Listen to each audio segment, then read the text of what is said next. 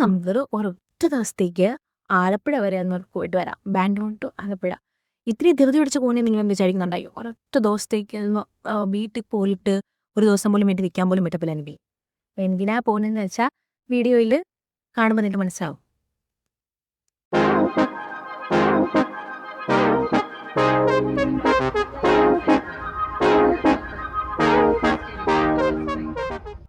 അങ്ങനെ finally guys നമ്മൾ ആലപ്പുഴയിൽ എത്തിയിരിക്കുകയാണ്.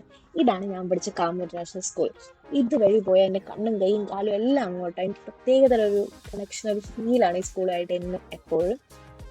എൻ്റെ അച്ഛൻ എന്നെ വിളിക്കാൻ സ്റ്റോപ്പിൽ നിൽപ്പുണ്ടായിരുന്നു.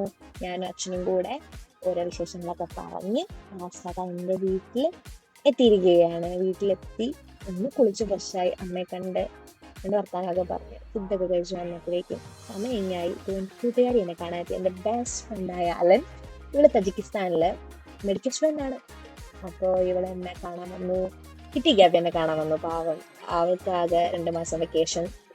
ആ സമയത്ത് ഞാൻ ബാംഗ്ലൂർ. അങ്ങനെ ഞങ്ങൾ കുറച്ച് കുറ്റം കുഞ്ഞമ്മയൊക്കെ പറഞ്ഞ് ഫോട്ടോ ഒക്കെ എടുത്ത് അതൊക്കെ ടാറ്റ ബൈ ബൈ പറഞ്ഞു കേട്ടതിന് ശേഷം ഇതാ നിങ്ങൾ കാണുന്നത് എൻ്റെ അഭിപ്രായങ്ങളാണ്, എൻ്റെ ഫോട്ടോ സെഷൻ. എൻ്റെ വീഡിയോകൾ പല രൂപത്തിലും പല ഭാവങ്ങളിലും ഞാൻ തന്നെ. എനിക്കിടയ്ക്ക് ഞാൻ ചൂടിനെ പ്രാകുന്നുണ്ടായിരുന്നു. കേരളത്തിൽ നല്ല ചൂടായിരുന്നു കേട്ടോ. ബാംഗ്ലൂർ വന്ന് അഹങ്കാരം കൊണ്ട് പറയുമല്ലോ, എനിക്ക് ചൂട് വേർത്തൊലിച്ച് അതും ഈ ഫോട്ടോ ഷൂട്ടൊക്കെ വലിച്ചു ചെയ്തിട്ട് നല്ല ചൂടായിരുന്നു. പിന്നെ ഒരു അഡ്ജസ്റ്റ്മെന്റിൽ പോയി. അങ്ങനെ 3:30 എത്താനാ പറഞ്ഞ് ഞാൻ അച്ഛനും കൂടെ വണ്ടി കയറി 3:15 ആയപ്പോൾ അങ്ങോട്ടേക്ക് പോയി. ഈ ഫംഗ്ഷൻ നടക്കുന്നത് അമ്പലപ്പുഴ അമ്പലത്തിന്റെ തൊട്ടപ്പുറത്തുള്ള കുഞ്ചത്തമ്പിയ സ്മാരകത്തിൽ വെച്ചായിരുന്നു. അങ്ങനെ ഞങ്ങൾ അമ്പലത്തിലെ കണ്ണനെ കണ്ട് ടാറ്റ ഹൈ ബൈ ഒക്കെ പറഞ്ഞ് നേരെ ഫംഗ്ഷൻ ഓടിച്ചോടത്തിൽ എത്തിയപ്പോൾ തന്നെ അച്ഛൻ്റെ ഉള്ളിലെ OCD-കാരൻ ഉണർന്നു. എൻ്റെ അച്ഛനയുടെ മാറാലെ പിടിച്ചേക്കാണെന്ന് കുറ്റം പറയുന്നുണ്ടായിരുന്നു. പിന്നെ ഷിഫ്റ്റ് കാര്യം ഞാൻ ഒരുപാട് സസ്പെക്ട് വലിച്ചു നീട്ടുന്നില്ല. ആ സംഭവം R Harikumar elite group of companies UAE ഓണറായ ആർ ഹരികുമാർ തട്ടാരി പറമ്പലിന്റെ 70ാമത്തെ ബർത്ത്ഡേ ആയിരുന്നു. സപ്തദിന ആഘോഷം. പുള്ളി ഒരുപാട് നല്ല മനുഷ്യനാണെന്നാണ് ഞാൻ കേട്ടിരിക്കുന്നത്. ഒരുപാട് പേർക്ക് വീടുകൾ അങ്ങനെ ഒരുപാട് സഹായങ്ങളൊക്കെ ചെയ്തു കൊടുക്കും. ഞാൻ എന്നെ കണ്ടോ ഗൈസ്, നിങ്ങൾ കേട്ടോ, എന്നിട്ട് ഞാൻ ബാക്കി പറയാം.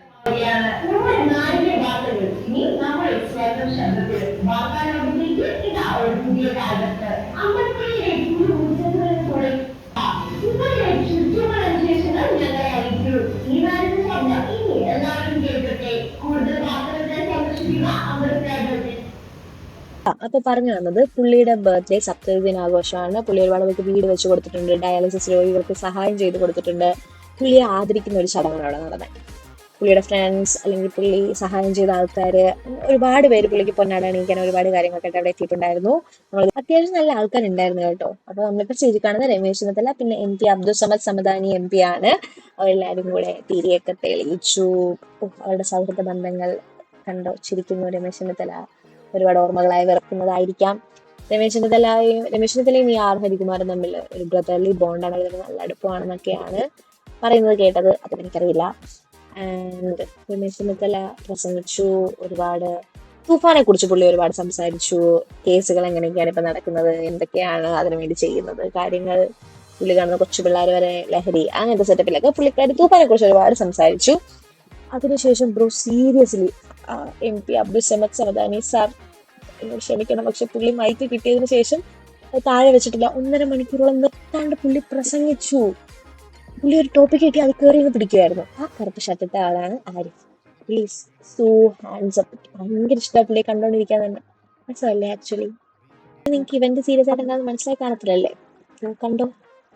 അപ്പൊ ഫൈനലി ഇതാണ് നമ്മുടെ ചാനലിന്റെ ലോഞ്ച്.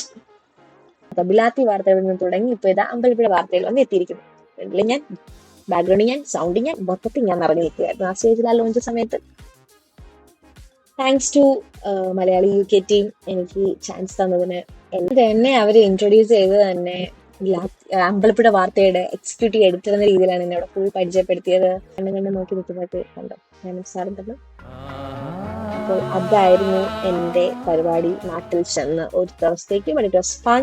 ഒരു ദിവസത്തേക്ക് പോയതാണെങ്കിലും എനിക്ക് ഓപ്പർച്യൂണിറ്റി ചാൻസ് തന്ന എല്ലാവർക്കും താങ്ക് യു. അങ്ങനെ പരിപാടിയെല്ലാം കഴിഞ്ഞു. ഞാൻ തിരിച്ച് ബാംഗ്ലൂർക്ക് ബസ് കയറി. ഒരു ദിവസത്തേക്കായിട്ട് വന്നു. വീട്ടിൽ നിൽക്കുക പോലും ചെയ്തില്ല. അമ്മ എന്നെ കെട്ടിപ്പിടിച്ച പോലും ഇല്ല. അതിനുള്ള ക്യാഷ് പോലും എനിക്ക് കിട്ടിയില്ല. ഞാൻ കയറി ബസ് കയറി